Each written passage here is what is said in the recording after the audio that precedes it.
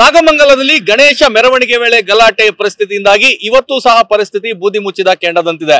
ನಾವೀಗ ನಾಗಮಂಗಲದ ಮೈಸೂರು ರಸ್ತೆಯಲ್ಲಿದ್ದೇವೆ. ನೀವು ನೋಡ್ತಾ ಇರಬಹುದು, ನಿನ್ನೆ ರಾತ್ರಿ ಕಿಡಿಗೇಡಿಗಳು ಯಾವುದನ್ನು ನೋಡದೆ ಅಂದ್ರೆ ಸಿಕ್ಕಂತೆ ಅವರು ತಮ್ಮ ದುಷ್ಕೃತ್ಯವನ್ನ ಎಸಗಿದ್ದಾರೆ ಅನ್ನೋದಕ್ಕೆ ಸಾಕ್ಷೀಭೂತವಾಗಿ ನಿಂತಿರುವಂತದ್ದು ಈ ಒಂದು ಕಾರು. ಅಂದ್ರೆ ಮೈಸೂರು ರಸ್ತೆಯಲ್ಲಿ ನಿಲ್ಲಿಸಲಾಗಿದ್ದಂತ ಈ ಕಾರಿನ ಮೇಲೆ ಕಲ್ಲು ತೂರಾಟವನ್ನ ನಡೆಸಿದ್ದಾರೆ. ಯಾಕಂದ್ರೆ ಆ ಒಂದು ಮೆರವಣಿಗೆ ಸಂದರ್ಭದಲ್ಲಿ ಮೆರವಣಿಗೆಗೆ ಅಡ್ಡಿಪಡಿಸಲಾಯಿತು ಅಂತೇಳಿ ಏನು ಆ ಒಂದು ಮಾತಿನ ಚಕಮಕಿ ಆರಂಭವಾಯಿತು. ಮಾತಿನ ಚಕಮಕಿ ನಂತರ ಕಲ್ಲು ತೂರಾಟ ನಡೀತು. ಕಲ್ಲು ತೂರಾಟ ಆದ ನಂತರ ಸಿಕ್ಕ ವಾಹನಗಳಿಗೆ ಕಲ್ಲನ್ನು ಬಿಸಾಕುವಂತದ್ದು ಮತ್ತೆ ಅಂಗಡಿಗಳಿಗೆ ಬೆಂಕಿ ಹಚ್ಚುವಂತ ಕೃತ್ಯವನ್ನ ಮಾಡಿದ್ರು.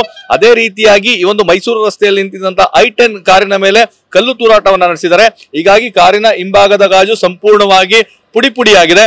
ಮತ್ತೆ ಇದರ ಜೊತೆಗೆ ನೀವು ಅದರ ಮುಂಭಾಗದಲ್ಲಿ ನೋಡಬಹುದು, ಅಂದ್ರೆ ಆ ಒಂದು ಅಂಗಡಿಯ ಹೊರಭಾಗದಲ್ಲಿದ್ದಂತಹ ಪೈಪ್ ಗಳಿಗೆ ಬೆಂಕಿ ಹಚ್ಚುವಂತ ಕೆಲಸವನ್ನು ಮಾಡಿದರೆ. ಮತ್ತೆ ಅಲ್ಲಿದ್ದಂತಹ ಅಂದ್ರೆ ರಿಪೇರಿಗೆ ಬಂದಂತಹ ಟಿವಿಗಳಿಗೂ ಸಹ ಬೆಂಕಿಯನ್ನು ಹಚ್ಚಿದ್ದಾರೆ. ಹೀಗಾಗಿ ಈ ಒಂದು ಕೃತ್ಯದಲ್ಲಿ ಆ ಒಂದು ಪೈಪ್ ಗಳು ಸಂಪೂರ್ಣವಾಗಿ ಸುಟ್ಟು ಕರಕಲಾಗಿದ್ದಾರೆ. ಮತ್ತೆ ಆ ಟಿವಿಗಳು ಸಹ ಸಂಪೂರ್ಣವಾಗಿ ಬೆಂಕಿಯಲ್ಲಿ ಬೆಂದು ಹೋಗಿದ್ದಾವೆ.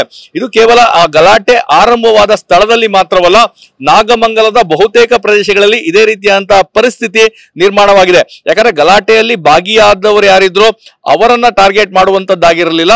ಇಡೀ ನಾಗಮಂಗಲದಲ್ಲಿ ಒಂದು ರೀತಿಯಾದಂತಹ ಪ್ರಕ್ಷುಬ್ಧ ವಾತಾವರಣವನ್ನ ನಿರ್ಮಾಣ ಮಾಡಬೇಕು ಅಂತೇಳಿ ಕಿಡಿಗೇಡಿಗಳು ಈ ರೀತಿಯಾದಂತಹ ಕೃತ್ಯವನ್ನ ಎಸಗಿದ್ದಾರೆ. ಕೇವಲ 1, 2, 3 ಕಡೆಗಳಲ್ಲಿ ನಡೆದಿರುವಂತಲ್ಲ, ನಾಗಮಂಗಲದ ಒಳಭಾಗದಲ್ಲಿ ಮತ್ತೆ ನಾಗಮಂಗಲದ ಹೊರಭಾಗದಲ್ಲಿಯೂ ಸಹ ಇದೇ ರೀತಿಯಾದಂತಹ ಕೃತ್ಯವನ್ನು ಮಾಡಿದರೆ. ಹೀಗಾಗಿಯೇ ಪೊಲೀಸರು ಏನು ನಿನ್ನೆ ನಡೆದಂತಹ ಘಟನೆಯಲ್ಲಿ ಆ ಸಿಸಿ ಕ್ಯಾಮೆರಾಗಳನ್ನ ಆಧರಿಸಿ 46 ಜನರನ್ನ ಈಗಾಗಲೇ ವಶಕ್ಕೆ ಪಡೆದುಕೊಂಡಿದ್ದಾರೆ. ಮತ್ತೆ ಇನ್ನೂ ಸಹ ಆ ರೀತಿಯ ದುಷ್ಕೃತ್ಯವನ್ನ ಎಸಗಿದಂತಹ ಸಂಖ್ಯೆ ಹೆಚ್ಚಾಗಿರೋದ್ರಿಂದಾಗಿ ತನಿಖೆ ಪ್ರಗತಿಯಲ್ಲಿದೆ. ಯಾರ್ಯಾರು ಈ ಕೃತ್ಯವನ್ನ ಮಾಡಿದರೆ ಅವರೆಲ್ಲರನ್ನೂ ಸಹ ವಶಕ್ಕೆ ಪಡ್ಕೊಳ್ತೇವೆ, ಕಾನೂನಾತ್ಮಕವಾಗಿ ಅವರಿಗೆ ಶಿಕ್ಷೆಯನ್ನು ಕೊಡಿಸ್ತೇವೆ ಅಂತೇಳಿ ಅಧಿಕಾರಿಗಳು ಈಗಾಗಲೇ ಹೇಳಿದ್ದಾರೆ. ಸದ್ಯದ ಪರಿಸ್ಥಿತಿಯಲ್ಲಿ ನಾಗಮಂಗಲದಲ್ಲಿ ಬೂದಿ ಮುಚ್ಚಿದ ಕೆಂಡದಂತಿದೆ. ಯಾವಾಗ ಬೇಕಾದ್ರೂ ಆ ಜ್ವಾಲೆ ಕಿಡಿಯಾಗಿ ಮತ್ತೆ ಹೊತ್ಕೊಳ್ಬಹುದು. ಹೀಗಾಗಿಯೇ ಪೊಲೀಸರು ಕಟ್ಟೆಚ್ಚರವನ್ನು ವಹಿಸಿದರೆ ಆಯಾ ಪ್ರದೇಶಗಳಲ್ಲಿ ಸೂಕ್ತ ಭದ್ರತೆಯನ್ನ ಒದಗಿಸಿದ್ದಾರೆ.